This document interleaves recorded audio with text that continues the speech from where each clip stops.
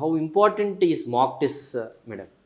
Yes అండి, నేను ఇందాక ఎలాగైతే ప్రిపరేషన్ పరంగా చెప్పానో, preparation should be followed by mock test. మీరు అన్నట్టు ప్రిలిమ్స్ విషయంలో నేనేం చెప్తానంటే, you can believe in this number of 100.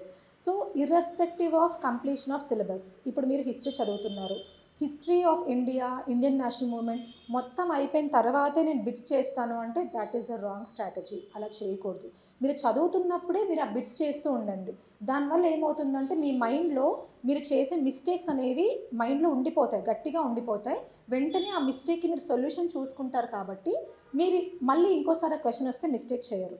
So mock test play a very very important role. ప్రిలిమ్స్లో నెంబర్ ఆఫ్ మాక్ టెస్ట్ ఇవ్వండి, అది లాస్ట్ వరకు పెట్టుకోకండి. ఫర్ ఎగ్జాంపుల్ ఇప్పుడు మనకు May 25th ఎగ్జామ్ ఉంటే నేను May 1st నుంచి మాక్ టెస్ట్ ఇస్తాను, ఒకేసారి మార్కెట్లో ఉన్న బుక్లెట్స్ అన్ని తీసుకొని నేను ఎక్స్క్లూజివ్లీ ప్రాక్టీస్ చేస్తూ ఉంటానంటే that is a wrong strategy.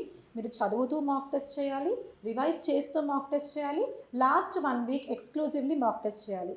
ఇలా ఒక ప్రాపర్ స్ట్రాటజీ ప్రిలిమ్స్ కోసం పెట్టుకోవాలి. నెక్స్ట్ మెయిన్స్ విషయానికి వస్తే ఏంటంటే, from day 1 of your UPSC preparation you should start writing something.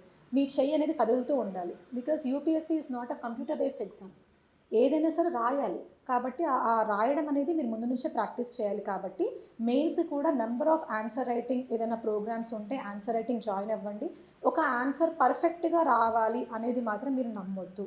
No answer will be perfect. కాకపోతే మీరు ఎంతవరకు ఆ క్వశ్చన్ డిమాండ్ని మీట్ అవుతున్నారో చూసుకోండి. That helps you a lot in the real mains examination.